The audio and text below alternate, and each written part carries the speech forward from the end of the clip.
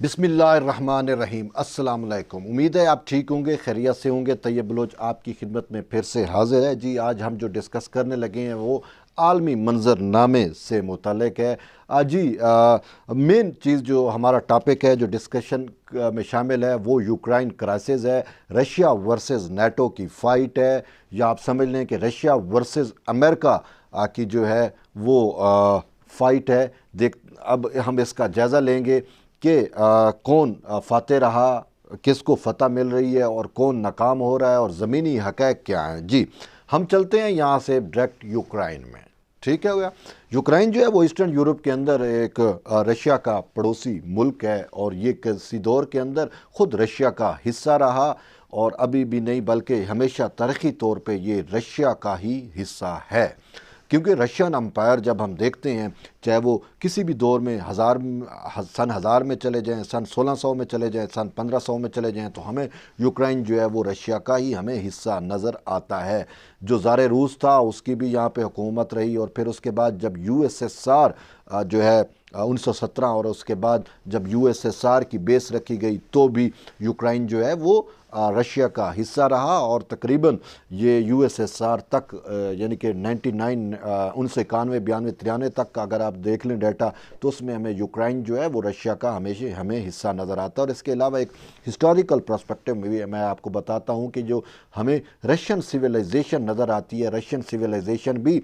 Ukraine के अंदर eastern Ukraine में एक डैनापोर रिवर है, वहाँ से जैसे हमारे यहाँ इंडस वैली से एक पूरी हमारी सिविलाइजेशन, इस खित्ते की पूरी सिविलाइजेशन हमें इंडस वैली से नज़र आती है कि इंडस वैली ही या दरिया सिंध जो है वो उसकी बेस है। तो इसी बेआने ही इसी तरीके से ईस्टर्न यूक्रेन के अंदर डोनाबास रीजन के अंदर जो डैनापोर रिवर है वहाँ के ऊपर, वहाँ पे जो है वो रशियन हमें सिविलाइजेशन वहाँ से हमें पनपती हुई फैलती हुई नज़र आती है। तो यूँ रशियन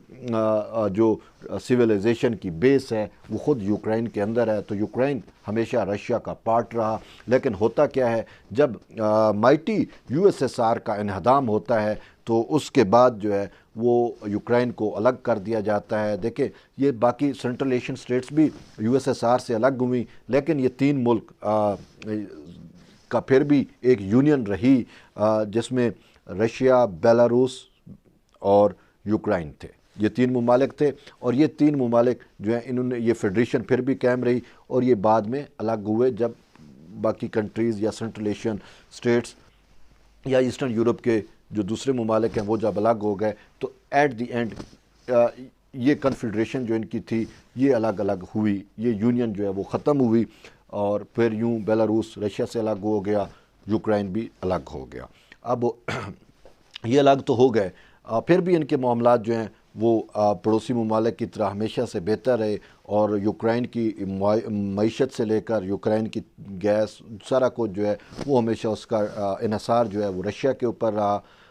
इवन के कोयला वगैरह जो भी चीज़ें थी वो रशिया उसको प्रोवाइड करता रहा। पूरी मईशत यूक्रेन की जो है वो मुनहसर थी रशिया के ऊपर, और तकरीबन 2014 तक मामला ठीक रहे। 2014 में हम देखते हैं कि यूक्रेन के अंदर जो है वो मिलिट्री कू किया जाता है, और उस पर मिलिट्री कू के नतीजे में जो प्रो रशियन गवर्नमेंट है उसको जो है वो शिकस्त दी जाती है, उसको तोड़ दिया जाता है, और उसकी जगह प्रो वेस्ट एक पपेट रजीम इंस्टॉल कर दी जाती है यूक्रेन के अंदर। तो पपेट रजीम यूक्रेन के अंदर आने से रशिया के ख़िलाफ़ नफ़रत अमेज़ चीज़ें जो है वो आवाम तक पहुंचाई जाती हैं, और फिर पूरी की पूरी जो यूक्रेनी आवाम है उसको जो है वो चेंज किया जाता है, उसका माइंडसेट जो है वो एंटी रशिया माइंडसेट बनाया जाता है। और फिर उसी के नतीजे में हम देखते हैं कि 2014 के अंदर म्यूनसिपल कॉरपोरेशन का जो दफ्तर था या जिसकी जो बिल्डिंग होती है यूक्रेन के कैपिटल कीव के अंदर, वहाँ पे जो है एक बहुत बड़ा जो है वो इंसानी सानिया जन्म लेता है। उस बिल्डिंग के अंदर जो प्रो रशियन प्रोटेस्टर होते हैं, जो उस रजीम के ख़िलाफ़, जो नियो नाज़ीज़म ट्रेंड के ख़िलाफ़ जो है वो या अपनी ज़मीन के अपनी जो पेट्रियाटिज़म है उससे मुतल्लिक वो जो है प्रोटेस्ट कर रहे होते हैं, और वो ये चाहते हैं कि जी यूक्रेन जो है वो रशिया मुखालिफ किसी भी ब्लॉक का हिस्सा ना बने। तो फिर उनको उस बिल्डिंग में बंद करके आग लगा दी जाती है, और यूँ सैकड़ों लोग जो है वो उस सानिए में जलकर खाकिस्तर हो जाते हैं। और ये एक जो ثانیہ ہوتا ہے، یہ ثانیہ جو ہے وہ یوکرائن کے اندر ایک سول وار کو جنم دیتا ہے، اور وہ پھر سول وار بڑھتے بڑھتے جو ہے وہ کئی خاندان سے لے کر شہروں کے شہر اگل جاتی ہے، اور پھر ہم دیکھتے ہیں کہ کس طریقے سے کیو جو کیپٹل ہے، اس کے ساتھ ایسٹرن سائڈ کے اوپر دو بڑے شہر ہوتے ہیں بلکہ جسے ایک کو جو ہے وہ دونسٹک کہتے ہیں، دوسرے کو لوہنسک یا لوگنسک کہا جاتا ہے۔ یہ دو بڑے شہر جو ہیں وہ یوکرائن کے وہاں پہ جو رشین ریبلز ہیں یا پرو رشینز جو لوگ ہیں وہ ریفرینڈم کرا لیتے ہیں، وہ سیلف پروکلیمڈ سٹیٹس، آزاد اور خود مختار ریاستیں، خود ساختہ ریاستیں جو ہیں وہ بنا لیتے ہیں، اور وہ یوکرائن سے اپنے آپ کو الگ کر لیتے ہیں۔ تو اس ریجن کو، جو ایسٹرن یوکرائن کا ریجن ہے، اس کو ڈوناباس ریجن کہا جاتا ہے۔ یوں ڈوناباس کے لوگ جو ہیں وہ یوکرائن سے الگ ہو جاتے ہیں۔ اور وہ جو رشین سویلائزیشن کی میں نے ڈائناپر ریور والی بات کی، تو وہ ڈائناپر ریور اسی ڈوناباس ریجن کے اندر ہے، تو وہ رشین سویلائزیشن جو ہے وہ جہاں سے وہ اس کی بیس تھی، تو وہ خود کو یہ نیو نازیزم جو ٹرینڈ نیٹو نے دیے اس سے خود کو الگ کر کے وہ اپنی ہوم لینڈ کی، اپنے کلچر کی، اپنی سویلائزیشن کی پروٹیکشن کرتے ہیں، لبرلزم کے خلاف، نیو نازیزم کے خلاف، فاشزم کے خلاف۔ تو یوں ان کے درمیان جو ہے وہ سول وار جو ہے وہ زیادہ بڑھتی ہے، لیکن بارڈر بھی ہمیں سو کالڈ ایک بارڈر بھی بن جاتے ہیں۔ یوکرائن ایک سائڈ پہ ہو جاتا ہے، اور یہ ڈوناباس ریجن کی جو دو سیلف پروکلیمڈ سٹیٹس ہیں، ڈی پی آر ایک کو کہتے ہیں، ایک کو ایل پی آر کہتے ہیں۔ D P R Donetsk People's Republic, L P R Luhansk People's Republic. یہ دو پیپلز ریپبلک الگ ہو جاتی ہیں، اور یہ اپنی طور کے اوپر ایک نئی فیڈریشن نوروسیا کے نام سے بھی بنائی جاتی ہیں۔ اچھا، ہوتا کیا ہے کہ یہ بن جاتی ہیں، لیکن ان کو انٹرنیشنلی ریکگنائزیشن نہیں ملتی۔ اچھا، ایون کہ خود رشیا بھی ان کو آفیشلی ریکگنائز نہیں کرتا۔ رشیا کی خواہش ہوتی ہے کہ یوکرائن ہمارے ساتھ معاملات ٹھیک کر لے، یوکرائن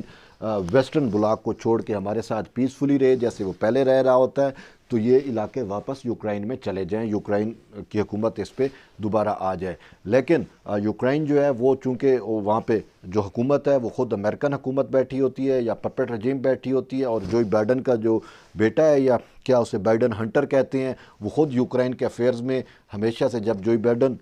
اس ٹائم وائس پریزیڈنٹ تھے، تو بائیڈن ہنٹر جو ہے وہ یوکرائن کے معاملات کے اندر انٹرفیرنس کرتا رہتا ہے، اور بہت زیادہ پیسہ فنڈ کرتا ہے، اور یوں یہ سارے معاملات جو ہیں وہ اینٹی رشین جو ہے وہ چیزوں کو تقویت ملتی ہے، اور پھر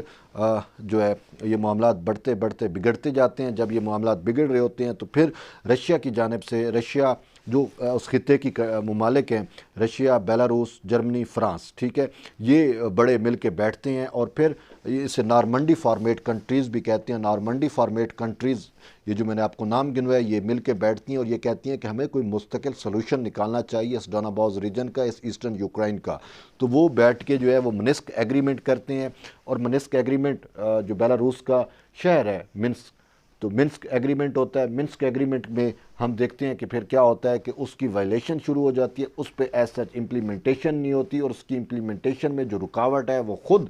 جو ہے وہ امریکہ رکاوٹ ہوتا ہے۔ امریکہ کہتا ہے مجھے بھی نارمنڈی فارمیٹ میں شامل کرو، تو یورپین کنٹریز کی جانب سے، جرمنی کی جانب سے، فرانس کی جانب سے، ایون رشیا کی جانب سے کہا جاتا ہے کہ بھئی you are not the part of Normandy format countries, تو ہم آپ کو کیسے شامل کر سکتے ہیں؟ اور یوں امریکہ جو ہے وہ پرابلمیٹک ایفرٹس کرتا ہے یا پرابلم کریٹ کرتا ہے، اور جس کی وجہ سے اس پہ ایگریمنٹ پہ یا اس جو پروٹوکول ہوتا ہے، منسک پروٹوکول، اس یا اکارڈ، یوں جو ہے وہ نارمنڈی فارمیٹ کنٹریز جو ہیں وہ مل بیٹھ کے منسک ایگریمنٹ کرتی ہیں۔ لیکن میں نے آپ کو بتایا کہ کس طریقے سے امریکہ جو ہے وہ منسک ایگریمنٹ کی امپلیمنٹیشن میں رکاوٹ ڈالتا ہے، اور صرف یہ نہیں بلکہ وہ انٹرنیشنلی جو ہے وہ رشیا کے اوپر سینکشنز لگاتا ہے اس کو بیس بنا کے، اور پھر اس کے ساتھ ساتھ جو ہے وہ نیٹو اور یورپی یونین کے اندر جو اس کی پپٹ رجیمز ہیں ان کو پریشرائز کرتا ہے کہ وہ رشیا کے اوپر جو ہے وہ رشین اینٹی سینکشنز میں ان کا ساتھ دیں، اور یوں جو ہے وہ نیٹو کی ایکسٹینشن کی جو ہے وہ کہانی چلا دی جاتی ہے، اور یہ یوکرائن کو باور کیا جاتا ہے کہ اگر آپ جو ہے وہ نیٹو کا حصہ بن جاتے ہو، آپ نیٹو کو جان لیتے ہو، مطلب جوائن کر لیتے ہو، تو پھر نیٹو جو ہے وہ آپ کو ڈیفینڈ کرے گی۔ تو نیٹو کا جو آرٹیکل ہے وہ 5 ہے، شاید آپ کو یاد ہو، I'm not sure article possible article 5 ہی ہے، تو تو نیٹو اٹلانٹک کونسل کی یہ جو تنظیم ہے نیٹو، اس کے آرٹیکل 5 میں لکھا ہوا ہے کہ جب ہمارے کسی ایک رکن کے اوپر، ایک ممبر کے اوپر جب اٹیک ہوگا تو پورا کا پورا نیٹو جو ہے وہ اس ملک کو جو ہے وہ اس ملک کا جو ہے وہ دفاع کرے گا۔ تو اب یہ پاسبلٹی بنائی جا رہی ہے کہ یوکرائن جو ہے وہ نیٹو کا حصہ بنے، نیٹو کو جوائن کرے، اور نیٹو کے جوائن کرنے سے نیٹو جو ہے اس کی رسپانسبلٹی ہوگی یوکرائن کو پروٹیکٹ کرنے کی، اور یوکرائن کو یہ ایک ہڈی ڈالی جا رہی ہے۔ لیکن ہو کیا رہا ہے کہ یوکرائن جو ہے وہ نیٹو کے پیار محبت میں رشیا کے ساتھ، جس کے ساتھ صدیوں کے ساتھ اس کے تعلقات ہیں، اس کے ساتھ تعلقات بگاڑ رہا ہے، اور اس کے نتیجے میں کیا ہو رہا ہے کہ خود یوکرائن کا جو آپ کیا کہتے ہو شرازہ بکھر رہا ہے، شرازہ کہتے ہیں نا، یعنی کہ فرمنٹیشن وہ ہو رہی ہے، اس کا شرازہ بکھر رہا ہے۔ اب اس کے نتیجے میں کیا ہوا، کل کی آپ کو میں بات بتاتا ہوں۔ جیسے میں نے آپ کو بتایا ابتدا میں کہ ڈونباس ریجن، اس کے اندر جو 2 سیلف پروکلیمڈ اسٹیٹس تھیں، ان کو کسی ممالک نے جو ہے ایز سچ ریکگنائز نہیں کیا تھا۔ لیکن اب کل کیا ہوتا ہے کہ پہلے 16 فروری کا ٹائم لائن دیا گیا کہ نیٹو، یہ 16 فروری کا یہ ٹائم لائن تھا کہ رشیا جو ہے وہ یوکرائن کی انویژن کرے گا، یوکرائن پہ اٹیک کرے گا۔ اس صورت میں امریکہ نے، برطانیہ نے، کینیڈا نے اور باقی دیگر مغربی ممالک نے کہ یوکرائن کے اندر اپنے ویپنز ڈمپ کرنا شروع کر دیے۔ بڑی تعداد میں اسلحہ گولہ بارود جو ہے وہ رشیا کے لیے بھیجا گیا، رشیا سے فائٹ کرنے کے لیے۔ اب میڈیا صرف یہ پراپیگیٹ کر رہا تھا رشیا کے خلاف، لیکن یہ چیز نہیں بتا رہا تھا کہ کتنا ویپن جو ہے وہ یوکرائن میں ڈمپ کیا جا رہا ہے، یوکرائن میں بھیجا جا رہا ہے for the sake of against the Russia, کہ رشیا کے خلاف۔ تو بہرحال اب وہ 16 فروری کا ڈیٹ گزرا، لیکن ہم نے دیکھا کہ انویژن نہیں ہوا۔ اس کے بعد کیا ہوتا ہے، اس کے بعد یہ ہوتا ہے کہ یوکرائن اور نیٹو کی جو فورسز یوکرائن کے اندر موجود ہیں، جو کیو کے اندر موجود ہیں، جو امریکن ٹرینرز موجود ہیں، ان کو ایک عجیب سی بات سوچتی ہے، اور وہ کہتے ہیں کہ ٹھیک ہے رشیا کے ساتھ تو ہم فائٹ نہیں کرتے، لیکن جو ڈونباس ریجن ہے، جو یہ 2 سیلف پروکلیمڈ اسٹیٹس ہیں، ان کے اوپر وہ شلنگ شروع کر دیتی ہیں، سویلین آبادی کو نشانہ بنانا شروع کر دیتی ہیں۔ تو اس کے نتیجے میں رشیا جو ہے فوراً حرکت میں آتا ہے، اور پھر رشیا کیا کرتا ہے، تقریباً 80,000 سے زائد جو سویلین ہیں ڈونباس کے، وہ اسپیشل گاڑیاں، بسز، ٹرینیں اور چیزیں بھیج کے وہاں سے ان کو ریسکیو کر کے رشیا کے اندر ان کو لے کے آیا جاتا ہے۔ اور پھر کل ہم نے دیکھا کہ خود رشین پریزیڈنٹ نے جو ہے وہ اسپیشل جو ایک ریکگنائزیشن کی ڈگری ہے اس کے اوپر سائن کرتا ہے، اور یوں جو 2 اسٹیٹس بنی تھی دونیتسک پیپلز ریپبلک اور لوگنسک پیپلز ریپبلک، ان کو باقاعدہ طور کے اوپر کل رشیا نے آفیشلی جو ہے وہ تسلیم کر لیا۔ جب رشیا نے آفیشلی ان کو تسلیم کر لیا ہے تو اب یوکرائن کے پاس کیا بچا، ایسٹرن یوکرائن تو اب رشیا کا حصہ بن گیا، اگرچہ الگ اسٹیٹس ہے لیکن رشیا نے کر لیا۔ تو پھر اس کا نتیجہ کیا ہوا کہ رشیا نے جو ہی ان کو جو ہے وہ ریکگنائز کیا، فوراً ہی رشیا نے اپنا جو پیس ٹروپس ہیں، اپنی آرمی ہے، وہ اس ریجن میں بھیج دی۔ ٹھیک ہے، اب ایک سائڈ پہ جہاں پہ نیٹو ان سویلین پہ شلنگ کر رہی تھی، تو ایک ہی رات میں اب وہاں پہ رشیا کی بہت زیادہ ملٹری جو ہے وہاں پہ چلی گئی ہے، اب رشین فورسز وہاں پہ انٹر ہو چکی ہیں۔ تو اب یوکرائن ورسز یوکرائن کے اندر ہی، ناٹ رشیا، دیکھیں یوکرائن کے اندر ہی، ویسٹرن یوکرائن میں جو ہے وہ نیٹو بیٹھی ہوئی ہے، ایسٹرن یوکرائن میں اب رشیا آ گیا، تو یوکرائن کیا ہی پھر وہ فائٹ کا ماحول یا ایک محاذ بنے گا، ایک سائڈ پہ رشین فورسز ہوں گی، ایک سائڈ پہ نیٹو کی فورسز ہوں گی۔ تو یہ ایک معاملہ جو ہے وہ چل رہا ہے۔ بہرحال ابھی آگے بھی دیکھیں گے کہ اس کے کیا امپیکٹ اور کیا اثرات آتے ہیں، لیکن رشیا نے جو ہے وہ تسلیم کر لیا ہے۔ اب میں بھی یہی کوشش کرتا ہوں، ہماری بھی یہ خواہش ہے کہ پاکستان کہ وزیر اعظم عمران خان جو کل روس کے دورے پہ پہنچ رہے ہیں، ان کو بھی چاہیے کہ آپ تسلیم کریں۔ بہرحال ہر ملک کا اپنا ایک وہ ہوتا ہے کہ وہ کیا کرتا ہے۔ تو یوں اب پرو رشین کنٹریز ورلڈ وائڈ جتنے بھی ہیں، تو جب رشیا نے ان کو تسلیم کر لیا تو لا محالہ وہ بھی جو ہے وہ تسلیم کر لیں گے۔ تو آذربائیجان کے پی ایم کو میں نے دیکھا، سب پریزیڈنٹ کو دیکھا، وہ بھی رشیا پہنچ چکے ہیں۔ باقی بھی جو پرو رشین، ایون کہ سیریا کا میں بتاؤں، سیریا نے بھی کہا کہ ہم اس کو ایکسیپٹ یعنی کہ ریکگنائز کرنے جا رہے ہیں ڈی پی آر کو اور ایل پی آر، یہ 2 جو سیلف پروکلیمڈ اسٹیٹس ہیں، اب ہم ان کو بھی ریکگنائز کرنے جا رہے ہیں۔ تو اب یوکرائن کے اندر ہی نیٹو ورسز رشیا فائٹ ہوگی اگر ہوئی تو، لیکن بات یہ ہے کہ رشیا سے وہ لڑ نہیں سکتے، لیکن پریشر جو ہے وہ بلڈ کریں گے اور کرتے رہیں گے۔ تو یہ ایک اہم چیز تھی، اور میں آپ کو بتاؤں کہ اب اس دنیا میں 2 نئی ریاستیں بھی مرز وجود میں آ چکی ہیں، 2 نئی ریاستیں، D P R Donetsk People's Republic and L P R Luhansk People's Republic, یہ 2 اسٹیٹس جو ہیں وہ اب نئی مرز وجود میں آ چکی ہیں۔ یہ آپ کے لیے جاننا ضروری ہے، اور میں نے آپ کو اس ریجن کے اندر کی جو ریئل کہانی ہے، جو وہ میں نے آپ کو حقائق آپ کو بتلائے ہیں، اور یہ بینگ کا پاکستانی بھی اور ویسے بھی ایک جنرل نالج کے لیے بھی ہمارے جاننا ضروری ہوگا۔ کوئی بھی ٹی وی چینل کہیں بھی آپ کو اتنی ان ڈیپتھ چیز جو ہے جو میں نے آپ کو دی ہے وہ کہیں پہ نہیں ملے گی۔ جڑے رہیے طیب بلوچ کے ساتھ، انشاءاللہ پھر دوبارہ آپ کی خدمت میں حاضر ہوں گے ایک نئے ٹاپک کے ساتھ۔ تب تک کے لیے اجازت دیں، اللہ حافظ۔